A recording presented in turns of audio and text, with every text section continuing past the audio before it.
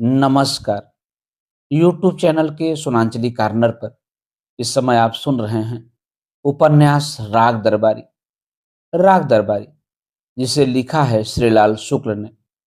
वाचन के पिछले क्रम में अब तक आप उपन्यास राग दरबारी के भाग 6 तक का वाचन सुन चुके हैं। अब लीजिए सुनिए उपन्यास राग दरबारी के भाग 7वें का वाचन। छत के ऊपर एक कमरा था जो हमेशा संयुक्त परिवार की पाठ्य पुस्तक जैसा खुला पड़ा रहता था। कोने में रखी हुई मुग्दलों की जोड़ी इस बात का ऐलान करती थी कि सरकारी तौर पर यह कमरा बदरी पहलवान का है। वैसे परिवार के दूसरे प्राणी भी कमरे का अपने अपने ढंग से प्रयोग करते थे। घर की महिलाएं कांच और मिट्टी के बर्तनों में ढेरों अचार भरकर छत पर धूप में रखती थी और शाम होते होते कमरे में जमा कर देती थी। यही हाल छत पर सूखने वाले कपड़ों का भी था। कमरे के आर पार एक रस्सी लटकती थी जिस पर शाम के वक्त लंगोट और चोलियां, अंगोछे और पेटीकोट साथ साथ झूलते नजर आते थे। वैद्य जी के दवाखाने की अनावश्यक शीशियां भी कमरे की एक अलमारी में जमा थी। प्राय सभी शीशियां खाली थीं। उन पर चिपके हुए सचित्र विज्ञापन, इस्तेमाल के पहले शीर्षक पर एक अर्धमानव की तस्वीर से और इस्तेमाल के बाद शीर्षक के अंतर्गत एक ऐसे आदमी की तस्वीर से जिसकी मूछें ऐंठी हुई हैं, लंगोट कसा हुआ है और परिणामतः स्वास्थ्य बहुत अच्छा है, से पता चलता था कि ये वही शीशियां हैं जो हजारों इंसानों को शेर के मानिंद बना देती हैं। यह दूसरी बात है कि वे अपने गुसलखाने और शयन कक्ष में ही कमर लपलपाते हुए शेर की तरह घूमा करते हैं। बाहर बकरी के बकरी बने रहते हैं। एक साहित्य है जो गुप्त कहलाता है, जो भारत में अंग्रेजी राज जैसी पुस्तकों से भी ज्यादा खतरनाक है, क्योंकि उसका छापना 1947 के पहले तो जुर्म था ही, आज भी जुर्म है, जो बहुत सी दफ्तरी बातों की तरह गुप्त होकर भी गुप्त नहीं रहता, जो आहार निद्रा भय आदि में फंसे हुए आदमियों की जिंदगी में एक बड़े सुखद लिटरेरी सप्लीमेंट का काम करता है और जो विशिष्ट साहित्य और जन साहित्य की बनावटी श्रेणियों को लांघकर व्यापक रूप से सबके हृदयों में प्रतिष्ठित है। वैसे उसमें कोई खास बात नहीं होती, सिर्फ यही बताया जाता है कि किसी आदमी ने किसी आदमी या किसी औरत के साथ किसी तरह से बर्ताव किया। यानी उसमें सुमित्रानंदन पंत की दार्शनिक भाषा में कहा जाए तो मानव मानव के चिरंतन संबंधों का वर्णन होता है। इस कमरे का प्रयोग ऐसे साहित्य के अध्ययन के लिए भी होता था और वह अध्ययन जाहिर है परिवार में अकेले विद्यार्थी होने के नाते रूपन बाबू ही करते थे। रूपन बाबू कमरे का प्रयोग और कामों के लिए भी करते थे। जिस सुख के लिए दूसरे लोगों को रोटी के टुकड़े, पेड़ की छांव, कविता, शराब की सुराही, प्रेमिका आदि उमर खयामी पदार्थों की जरूरत होती है, वह सुख रूपन बाबू इस कमरे में अपने आप ही खींच लेते थे। परिवार के सभी लोगों में शांतिपूर्ण सहअस्तित्व का नारा बुलंद करने वाले इस कमरे को देखकर लोगों के मन में स्थानीय संस्कृति के लिए श्रद्धा पैदा हो सकती थी। इसे देख लेने पर कोई भी समाजशास्त्री यह नहीं कह सकता था कि पूर्वी गोलार्ध में संयुक्त परिवार की व्यवस्था को कहीं से कोई खतरा है। यही कमरा रंगनाथ को रहने के लिए दिया गया था। उसे यहाँ 4-5 महीने रहना था। वैद्य जी ने ठीक ही बताया था। एमए करते करते किसी भी सामान्य विद्यार्थी की तरह वह कमजोर पड़ गया था। उसे बुखार रहने लगा था। किसी भी सामान्य हिंदुस्तानी की तरह उसने डॉक्टरी चिकित्सा में विश्वास न रहते हुए भी डॉक्टरी दवा खाई थी। उससे वह अभी बिल्कुल ठीक नहीं हो पाया था। किसी भी सामान्य शहराती की तरह उसकी भी आस्था थी कि शहर की दवा और देहात की हवा बराबर होती है, इसीलिए वह यहाँ रहने के लिए चला आया था। किसी भी सामान्य मूर्ख की तरह उसने एमए करने के बाद तत्काल नौकरी न मिलने के कारण रिसर्च शुरू कर दी थी। पर किसी भी सामान्य बुद्धिमान की तरह वह जानता था कि रिसर्च करने के लिए विश्वविद्यालय में रहना और नित्य प्रति पुस्तकालय में बैठना जरूरी नहीं है। इसलिए उसने सोचा था कि कुछ दिन वह गांव में रहकर आराम करेगा तंदुरुस्ती बनाएगा, अध्ययन करेगा, जरूरत पड़ने पर शहर जाकर किताबों की अदला बदली कर आएगा और वैद्य जी को हर स्टेज पर शिष्ट भाषा में यह कहने का मौका देगा कि काश हमारे नवयुवक निकम्मे न होते तो हम बुजुर्गों को ये जिम्मेदारियां न उठानी पड़ती। ऊपर का कमरा काफी बड़ा था और उसके एक हिस्से पर रंगनाथ ने आते ही अपना व्यक्तिवाद फैला दिया था। उसकी सफाई करा के एक चारपाई अस्थायी रूप से डाल दी गई थी। उस पर एक अस्थायी बिस्तर पड़ गया था। पास की अलमारी में उसकी किताबें लग गई थी और उनमें जेबी जासूस या गुप्त साहित्य के प्रवेश का निषेध कर दिया गया था। वहीं एक छोटी सी मेज और कुर्सी भी काले से मंगाकर लगा दी गई थी। चारपाई के पास ही दीवार में एक खिड़की थी जो खुलने पर बागों और खेतों का दृश्य पेश करती थी। यह दृश्य रंगनाथ की जिंदगी को कवित्वमय बनाने के काम आता था और वहां उसे सचमुच ही कभी कभी लगता था कि उसके सामने न जाने कितने वर्डस्वर्थ, कितने रॉबर्ट फ्रॉस्ट, कितने गुरु भक्त सिंह एक ऑर्केस्ट्रा बजा रहे हैं और उनके पीछे अनगिनत आंचलिक कथाकार मुंह में तुरही लगाए, सांस फुलाए खड़े हुए हैं। रूपन बाबू कहीं से कुछ ईंट रोड़ा उठा लाए थे और उसे जोड़ गांठ कर उन्होंने एक रेडियो जैसा तैयार कर दिया था। कमरे के ऊपर बांसों और आसपास के पेड़ों के सहारे उन्होंने लंबे लंबे तार दौड़ा दिए थे, जिससे लगता था कि वहां एशिया का सबसे बड़ा ट्रांसमिशन सेंटर है। पर अंदर का रेडियो एक हेडफोन के सहारे ही सुना जा सकता था, जिसे कान पर चिपका कर रंगनाथ कभी कभी स्थानीय खबरें और वैष्णव संतों के शोकपूर्ण भजन सुन लेता था और इत्मीनान कर लेता था कि ऑल इंडिया रेडियो अब भी वैसा ही है जैसा कि पिछले दिनों में था और हजार गालियां खाकर भी वह बेहया अपने पुराने ढर्रे से टस मस नहीं हुआ है। रंगनाथ का कार्यक्रम वैद्य जी की सलाह से बना था। बहुत सवेरे उठना, उठकर सोचना कि कल का खाया हजम हो चुका है। ब्रह्मे मुहूर्त उत्तिष्ठेत जीर्णा जीर्णम निरूपयेत। तांबे के लोटे में रखा हुआ ठंडा पानी पीना, दूर तक टहलने निकल जाना, नित्य कर्म, क्योंकि संसार में वही एक कर्म नित्य है, बाकी अनित्य है। टहलते हुए लौटना, पर चक्रमणम हितम, मुंह हाथ धोना, लकड़ी चबाना और उसी क्रम में लगे हाथ दांत साफ करना। निम्बस्य तिक्तके श्रेष्ठ, कपासे बबुल स्थिता, गुनगुने पानी से कुल्ले करना, व्यायाम करना, दूध पीना, अध्ययन करना, दोपहर को भोजन करना, विश्राम, अध्ययन, सायंकाल टहलने जाना, लौटकर फिर साधारण व्यायाम, बादाम मुनक्के आदि के द्रव्य का प्रयोग, अध्ययन, भोजन, अध्ययन, शयन।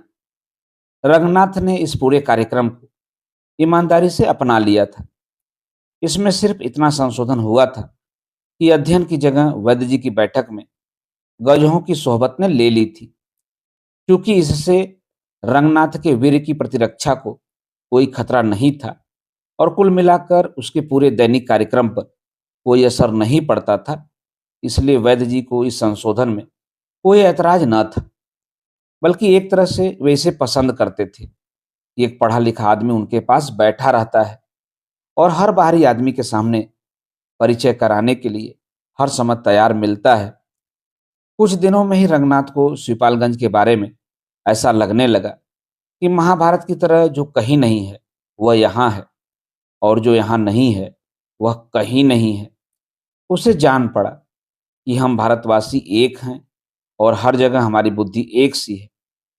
उसने देखा कि जिसकी प्रशंसा में सभी मशहूर अखबार पहले पृष्ठ से ही मोटे मोटे अक्षरों में चिल्लाना शुरू कर देते हैं, जिसके सहारे बड़े बड़े नियम, आयोग और प्रशासन उठते हैं, गिरते हैं, घिसटते हैं, वहीं दांवपेच और पैतरेबाजी की अखिल भारतीय प्रतिभा यहाँ कच्चे माल के रूप में इफराज से फैली पड़ी है। ऐसा सोचते ही भारत की सांस्कृतिक एकता में उसकी आस्था और भी मजबूत हो गई। पर कमजोरी सिर्फ एक बात को लेकर थी। उसने देखा था कि शहरों में वाद विवाद का एक नया रूप पुरानी और नई पीढ़ी को लेकर उजागर हो रहा है।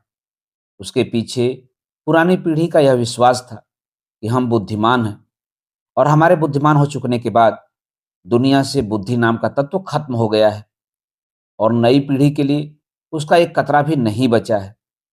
वहीं पर नई पीढ़ी की यह आस्था थी कि पुरानी पीढ़ी जड़ थी, थोड़े से खुश हो जाती थी और अपने और समाज के प्रति ईमानदार न थी, जबकि हम चेतन हैं, किसी भी हालत में खुश नहीं होते हैं और अपने प्रति ईमानदार हैं और समाज के प्रति कुछ नहीं है, क्योंकि समाज कुछ नहीं है। यह वाद विवाद खास तौर से साहित्य और कला के क्षेत्र में ही चल रहा था, क्योंकि औरों के मुकाबले वाद विवाद के लिए साहित्य और कला के क्षेत्र ही ज्यादा से ज्यादा फैलावदार और कम से कम हानिकारक हैं। पिछली पीढ़ी के मन में अगली पीढ़ी को मूर्ख और अगली के मन में पिछली को जोकर समझने का चलन वहां इतना बढ़ गया था कि अगर क्षेत्र साहित्य व कला का न होता तो अब तक गृहयुद्ध हो चुका होता। रंगनाथ कुछ दिन के लिए समझता रहा कि शिवपालगंज में अभी तक ऐसे पीढ़ी संघर्ष का उदय नहीं हुआ है, पर एक दिन उसका भ्रम दूर हो गया।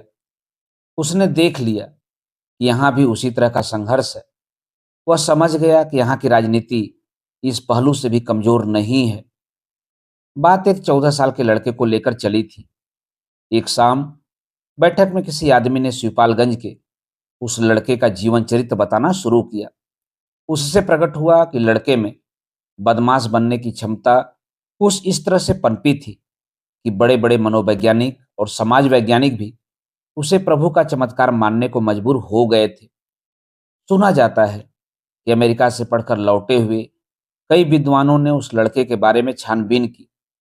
उन्होंने टूटे हुए परिवार, बुरी सोहबत, खराब वातावरण, अपराधशील वंश परंपराएं आदि रटी रटाई किताबी थ्योरियों को उस पर खपाना चाहा, पर लड़के ने खपने से इनकार कर दिया और बाद में वे विद्वान इसी नतीजे पर पहुंचे कि हो न हो यह प्रभु का चमत्कार है। वास्तव में इससे इन विद्वानों की अयोग्यता नहीं, अपने देश की योग्यता ही प्रमाणित होती है। जो आजकल अर्थशास्त्र, समाजशास्त्र, राजनीति विज्ञान, मनोविज्ञान आदि के क्षेत्र में ऐसी ऐसी व्यवहारिक समस्याएं चुटकियों में पैदा कर सकता है, ये अमेरिका में कीमती कागजों पर छपी हुई किताबों के बेशकीमती सिद्धांत खोज साहित्य होने लगते हैं और उनका हल निकालने के लिए बड़े बड़े भारतीय विद्वानों को घबराकर फिर अमेरिका की ओर ही भागना पड़ता है। इस लड़के की केस हिस्ट्री ने भी कुछ ऐसा तहलका मचाया था कि एक बहुत बड़े विद्वान ने अपनी अगली अमेरिका यात्रा में उसका समाधान ढूंढने की प्रतिज्ञा कर डाली थी। लड़का शिवपालगंज के इतिहास में अचानक ही 2-3 साल के लिए उदित हुआ और फिर पुलिस के झापड़, वकीलों के व्याख्यान और मजिस्ट्रेट की सजा को निसंग भाव से हजम करता हुआ बाल अपराधियों के जेल के इतिहास का एक अंग बन गया। वहीं पता चला कि उस लड़के का व्यक्तिगत चरित्र देश के विद्वानों के लिए समस्या बना हुआ है और उसे सुलझाने के लिए भारतवर्ष और अमेरिका की मित्रता का सहारा लिया जाने वाला है। यह बात शिवपालगंज में आते आते लोक कथा बन गई थी और तब से वहां उस लड़के का लीला संवरण बड़े अभिमान के साथ किया जाने लगा था। रंगनाथ को बताया गया कि वह लड़का 10 साल की उम्र में ही इतना तेज दौड़ने लगा था कि 15 साल के लड़के भी उसे पकड़ नहीं पाते थे। 11 साल की उम्र में वह रेल में बिना टिकट चलने और टिकट चेकर को धता बता देने में उस्ताद हो गया था। 1 साल बाद वह मुसाफिरों को देखते देखते उनका सामान कुछ इस तरह से गायब करने लगा जैसे लोकल अनिस्थीसिया देकर होशियार सर्जन ऑपरेशन कर डालते हैं और मेज पर लेटे हुए आदमी को पता ही नहीं चलता है कि शरीर का एक हिस्सा कहाँ चला गया। इस तरह की चोरी में उसकी ख्याति सबसे ज्यादा इस आधार पर हुई, वह कभी पकड़ा नहीं गया।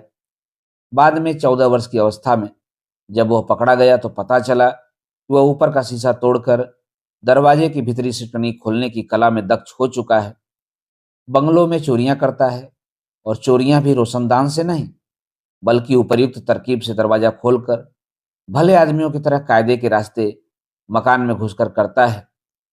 इस लड़के की प्रशंसा करते करते किसी आदमी ने बहराम चोट्टा का भी जिक्र किया, जो किसी जमाने में उस क्षेत्र में ऐतिहासिक महत्व का चोर माना जाता था, पर उसका नाम सुनते ही एक लड़के ने बड़े जोर शोर से विरोध किया और बतर्ज विधानसभा की स्पीचों के, बिना किसी तर्क के, सिर्फ आवाज ऊंची करके साबित करने की कोशिश की कि बहराम चोट्टा भी कोई चोट्टा था। रामस्वरूप ने 12 साल की उम्र में जितना उठाकर फेंक दिया, वह बहराम चोट्टा के जन्म भर भी हिलाए न हिलेगा। रंगनाथ को इस बातचीत में पीढ़ी संघर्ष की झलक दिख पड़ी। उसने सनीचर से पूछा, क्या आजकल के चुट्टे सचमुच ही ऐसे 30 मार खां हैं? पहले भी तो एक से एक खतरनाक चुट्टे हुआ करते थे। सनीचर उस उम्र का था जिसे नई पीढ़ी वाले पुरानी के साथ और पुरानी पीढ़ी वाले नई के साथ लगाते हैं, और आयु को लेकर पीढ़ियों में वैज्ञानिक विभाजन न होने के कारण उसे दोनों वर्ग अपने से अलग समझते हैं। इसी कारण उसके ऊपर किसी भी पीढ़ी का समर्थन करने की मजबूरी न थी। साहित्य और कला के सैकड़ों अर्धप्रौढ़ आलोचकों की तरह सिर हिलाकर अपनी राय देने से कतराते हुए वह बोला, भैया रंगनाथ, पहले के लोगों का हाल न पूछो। यही ठाकुर दूरबीन सिंह थे, मैंने उनके भी दिन देखे हैं। पर आजकल के लौंडों के भी हाल न पूछो। आज से लगभग 30 साल पहले, जब आज की पीढ़ी पैदा नहीं हुई थी, और हुई भी थी तो यशस्वी रहो हे प्रभो हे मुरारे, चिरंजीव रानी व राजा हमारे, या खुदाया जॉर्ज पंचम की हिफाजत कर का कोरस गाने के लिए हुई थी। श्रीपालगंज के सबसे प्रमुख गजहा का नाम ठाकुर दूरबीन सिंह था। उनके माँ बाप ने उनके नाम के साथ दूरबीन लगाकर शायद चाहा था कि उनका लड़का हर काम वैज्ञानिक ढंग से करेगा। बड़े होकर उन्होंने ऐसा ही किया भी। जिस चीज में उन्होंने दिलचस्पी दिखाई उसे बुनियाद से पकड़ा। उन्हें अंग्रेजी कानून कभी अच्छा नहीं लगा, इसलिए जब महात्मा गांधी सिर्फ नमक कानून तोड़ने के लिए दांडी यात्रा की तैयारी कर रहे थे, उन दिनों दूरबीन सिंह ने इंडियन पैनल कोड की सभी दफाओं को एक एक करके तोड़ने का बुनियादी काम शुरू कर दिया था। स्वभाव से वे बड़े परोपकारी थे। परोपकार एक व्यक्तिवादी धर्म है और उसके बारे में हर व्यक्ति की अपनी अपनी धारणा होती है। कोई चींटियों को आटा खिलाता है, कोई अविवाहित प्रौढ़ाओं का मानसिक स्वास्थ्य ठीक रखने के लिए अपने मत्थे पर प्रेम करने के लिए हमेशा तैयार की तख्ती लगाकर घूमता है, कोई किसी को सीधे रिश्वत न लेनी पड़े इसलिए रिश्वत देने वालों से खुद संपर्क स्थापित करके दोनों पक्षों के बीच दिन रात दौड़ धूप करता रहता है। ये सब परोपकार संबंधी व्यक्तिगत धारणाएं हैं, और दूरबीन सिंह की भी परोपकार के विषय में अपनी धारणा थी। वे कमजोर आदमियों की रक्षा करने के लिए हमेशा व्याकुल रहते थे, इसीलिए लड़ाई भिड़ाई के हर मौके पर वे बिना बुलाए पहुंच जाते थे और कमजोर की तरफ से लाठी चला दिया करते थे। उन शांतिपूर्ण दिनों में ये सब बातें बधी दर से चलती थी और सारे इलाके में मशहूर था कि शहर में जैसे बाबू जयराम प्रसाद वकील मारपीट के मुकदमे में खड़े होने के लिए 50 रुपया हर पेशी पर लेते हैं, उसी तरह दूरबीन सिंह भी मुकदमे के पहले वाली मारपीट के लिए 50 रुपया लेते हैं। बड़ी लड़ाइयों में जहां आदमी जमा करने पड़ते, यह रकम प्रति व्यक्ति के हिसाब से बढ़ती जाती थी, पर उसकी भी दरें निश्चित थीं और उसमें कोई धोखेबाजी नहीं थी। उनके आदमियों को गोश्त और शराब भी देनी पड़ती थी, पर वे स्वयं इन मौकों पर गोश्त नहीं खाते थे और शराब नहीं पीते थे। इससे उनका पेट हल्का और दिमाग साफ रहता था, जो कि युद्ध के समय बड़ी ही वांछनीय स्थिति है। और चूंकि गोश्त और शराब देखकर भी नहीं कहने वाला आदमी सदाचारी कहलाता है, इसलिए वे सदाचारी कहलाते थे। दूरबीन सिंह की एक विशेषता यह भी थी कि वे सेध नहीं लगाते थे। वे दीवार फांदने के उस्ताद थे और कहीं भी आसानी से पोल जंप के चैंपियन हो सकते थे। शुरू में रुपयों की कमी होने पर वे कभी कभार दीवार फांदने का काम करते थे। बाद में वे ऐसा काम सिर्फ कभी कभी अपने नए चेलों को व्यवहारिक प्रशिक्षण देने की नीयत से ही करने लगे थे। यह वह जमाना था जब चोर चोर थे और डाकू डाकू। चोर घर में सिर्फ चोरी करने के लिए घुसते थे और एक 5 साल का बच्चा भी पैर फटफटा दे तो वे जिस सेंस से अंदर आए थे उसी से विनम्रतापूर्वक बाहर निकल जाते थे। डाकुओं की दिलचस्पी मारपीट में ज्यादा होती थी, माल लूटने में कम। इस परिप्रेक्ष्य में दूरबीन सिंह ने अपने इलाके में चोरी करते समय घर में जग जाने वालों को पीटने का चलन चलाया, और यह तरीका उनके समसामयिक चोरों में बड़ा ही लोकप्रिय हो गया। इस तरह दूरबीन सिंह ने चोरों और डकैतों के बीच के फासले को कम करने का एक बुनियादी काम किया, और उनकी पद्धतियों अर्थात मेथडोलॉजी में क्रांतिकारी परिवर्तन किए। पर वक्त की बात, शिवपालगंज में जो बात भी वक्त के खिलाफ पड़ती थी, वक्त की बात हो जाती थी। यहीं ठाकुर दूरबीन सिंह अपने नशेबाज भतीजे का एक जोरदार तमाचा बुढ़ापे में खाकर कुएं की जगत से गिर गए। उनकी रीढ़ टूट गई। कुछ दिनों तक कोने में रखी हुई अपनी लाठी को देख देख कर दूरबीन सिंह अपने भतीजे के मुंह में उसे ठूस देने का संकल्प करते रहे, और अंत में लाठी और भतीजे के मुंह को यथावत छोड़कर वे शिवपालगंज की मिट्टी को वीर विहीन बनाते हुए वीरगति को प्राप्त हुए, यानी टें हो गए। शनिचर ने दूरबीन सिंह के विषय में अपना संस्मरण सुनाया। भैया रंगनाथ, अंधेरी रात थी और मैं भोलूपुर के तिवारियों के बाग के बीच से आ रहा था। तब हमारा भी बचपना था और हम बाघ बकरी को एक निगाह से देखते थे। देह में ऐसा जोश कि हवा में डंडा मारते और पत्ता भी छिटक जाए तो माँ की गाली देते थे। तो अंधेरी रात थी और हम हाथ में डंडा लिए सटासट चले आ रहे थे। तभी एक पेड़ के पीछे से किसी ने कहा, खबरदार। हमने समझा कि कोई जिन आ गया। उसके सामने तो लाठी डंडा सभी बेकार। मैंने लाल लंगोट वाले का ध्यान किया, पर भैया लाल लंगोट वाला तो तभी काम देगा जब भूत प्रेत जिन से मुचेहटा हो। यहाँ पेड़ के पीछे से एक काला कलूठा गठी देह का जवान निकलकर मेरे सामने आया और बोला, जो कुछ है चुपचाप रख दो, धोती कुर्ता भी उतार दो। मैंने मारने को डंडा ताना तो क्या देखा कि चारों तरफ से 5-6 आदमी डेरा डाले हुए हैं, सब बड़ी बड़ी लाठियां और भाले लिए हुए। हमने भी कहा कि चलो शनिचर, तुम्हारी भी जोड़ बाकी आज से फिस। डंडा मेरा तना का तना रह गया, चलाने की हिम्मत ना पड़ी। एक बोला, तान के रह क्यों गया, चलाता क्यों नहीं? असल बाप की औलाद हो तो चला दे डंडा। बड़ा गुस्सा लगा, पर भैया मैं जब गुस्से से बोला तो रोना आ गया।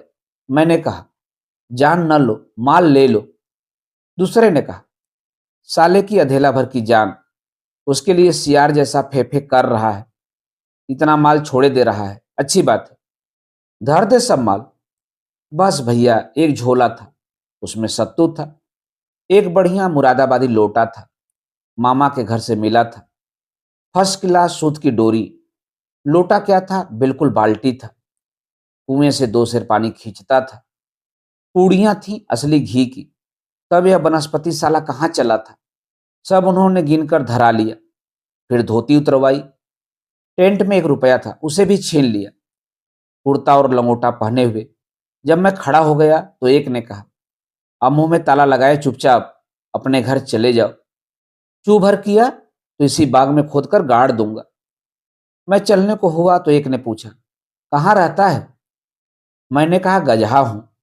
फिर ना पूछो भैया, सब लुटेरे खड़े खड़े मुंह ताकने लगे। किसी एक ने मुझसे शिवपालगंज के मुखिया का नाम पूछा, दूसरे ने लंबरदार का, तीसरे ने कहा, दूरबीन सिंह को जानते हो? मैंने कहा, दूरबीन की तरफ से लाठी भी चलाने जा चुका हूं। जब रंगपुर में जमावड़ा हुआ था, सुलह न होती तो हजारों लोग वही खेत हो जाते। दूरबीन सिंह को गांव के रिश्ते काका कहता हूं। बस राम राम सीताराम। जैसे काले आदमियों में कोई गोरा फौजी पहुंच गया हो। भगदड़ मच गई। कोई मेरी धोती वापस ला रहा था, कोई कुर्ता। एक ने जूता दिया, एक ने मेरे हाथ में झोला पकड़ाया, एक मेरे सामने हाथ जोड़कर खड़ा हो गया और बोला, तुम्हारी 2 पुड़ियां खा ली हैं, इनके दाम ले लो, पर दूरबीन सिंह से न बताना कि हमने तुम्हें घेरा था। चाहे कुछ पैसा ले लो और कहो तो पेट फाड़कर पुड़ी निकाल दो। हमें क्या पता था कि भैया तुम गजहा हो। फिर तो सब हमें गांव के पास के ताल तक पहुंचाने आए। बहुत रिरियाते रहे। मैंने भी समझाकर उनके आंसू पोंछ दिए। कहा कि जब तुम घर के आदमी निकले तो फिर पूड़ी खाने का क्या अफसोस, लो दो एक और खाओ। वह आदमी भागा। कहा, दादा, हमने भर पाया, हमें क्या पता था कि तुम गजहा हो। बस दादा, दूरबीन सिंह से न कहना। हमने कहा, घर चलो, पानी पत्ता करके जाना, भूखे हो तो भोजन भाव कर लेना। पर उन्होंने कहा, दादा, अब हमें जाने दो, तुम भी जाकर सो, कल सवेरे तक यह भूल जाना, किसी से कहना नहीं। सो भैया, मैं घर आकर पड़ रहा।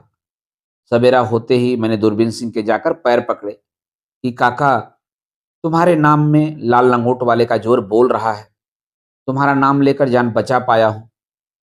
दूरबीन सिंह ने पांव खींच लिए, बोले, जा सनिचरा, कोई फिक्र नहीं, जब तक मैं हूं अंधेरे उजाले में जहां मन हो वहां घुमा कर, किसी का डर नहीं है।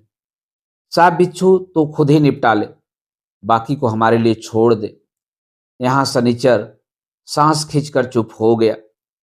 रंगनाथ समझ गया कि घटिया कहानी लेखकों की तरह मुख्य बात पर आते आते वह हवा बांध रहा है।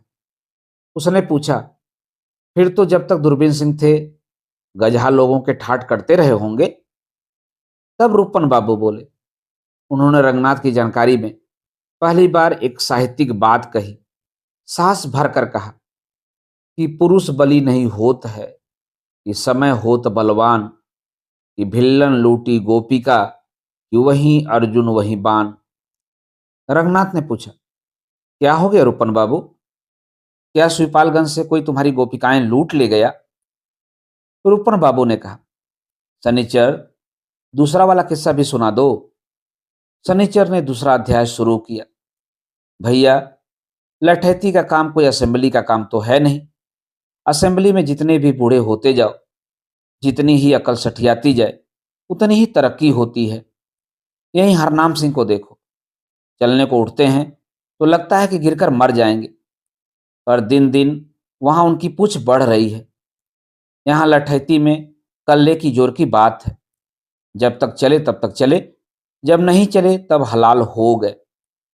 अभी 5-6 साल हुए होंगे, मैं कार्तिक के नहान के लिए गंगा घाट गया था।